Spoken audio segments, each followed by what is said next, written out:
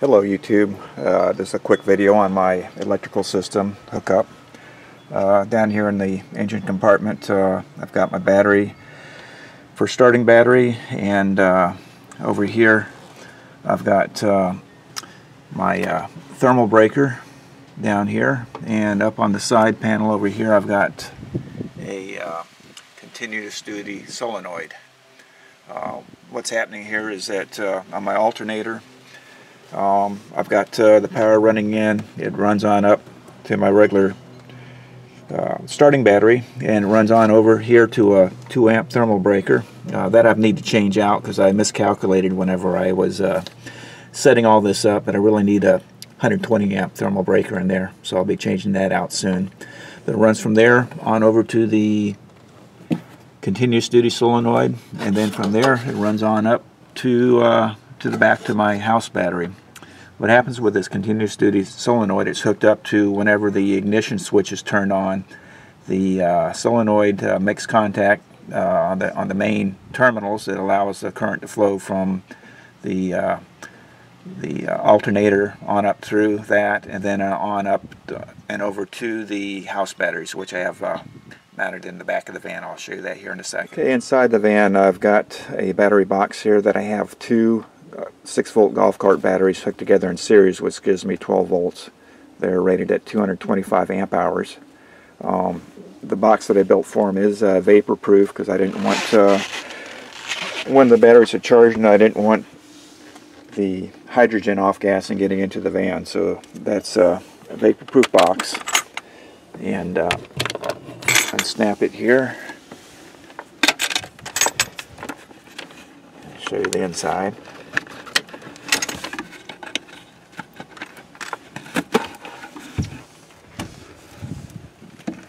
Go. Here's the gasket material I have around that to help seal it and make it vapor tight, and I've got the latches here to latch it down tight on the sides. So right here I've got my that's a 2-aught cable coming in to carry the high amperage. Whenever I turn on my ignition, if I've been using my batteries overnight and there's been quite a bit of a draw, there's going to be a pretty good surge of amperage going through it from my other battery, my starting battery, which hasn't been drained, so there's liable to be a pretty good surge of amperage going through from one battery to this battery bank, trying to equalize it. So that's why I ran such a heavy gauge wire going from the front to the back. So that's a 2/0, referred to as a 2-aught, not a 2 gauge, but a 2-aught wire. It's much thicker. And then here on the inside, that's my positive post coming in. We run from positive to negative here. That's 6 volts, and then this goes on over, and it runs over to the positive on this other battery. So that's hooking these batteries up in series, and then this is the negative on that. So for a 12-volt system, this is the negative, and then this is the positive that everything would be hooked up to, that gives you 12 volts. Positive from one battery to the negative of the other battery.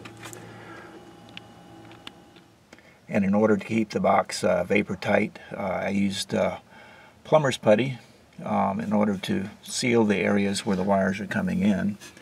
You see right down here where I've ran it, drilled a hole and ran the wire through first, and where these are going through the side of the box, seal them up to make it a little bit more vapor proof. The wire's running out. This would be right here, the ground wire running up to the fuse panel, which is on the other side. There's the positive wire that's running, that's the smaller one there. It's running up to the fuse box, and it has a 30 amp fuse in there.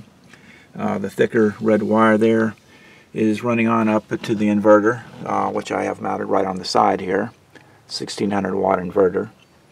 And over here, this red and black wire is the wire that's charging the batteries from the shore power side of it. It's got a battery charger hooked up to it, and everything's fused. The battery charger's fused. This wire here that's going up to the fuse panel, that's fused. And see this This one here, I'm not too sure what that one's for. That's running, that's fused also, but it's running. Yeah, it looks like it's double fused. I forgot about that. Yeah, that's right. This is the fuse for the battery charger, and this right here is just a plug. It's connects the wires hooked up to the batteries to the battery charger. I was thinking at first that was a fuse, but that's just a plug. Okay, on this side of the bulkhead, I have my fuse panel. Everything that takes DC power runs into here. Everything has its own individual fuse. I've got my lights running in here. I've got two separate fans. One is an oscillating fan. The other is the fantastic roof vent fan.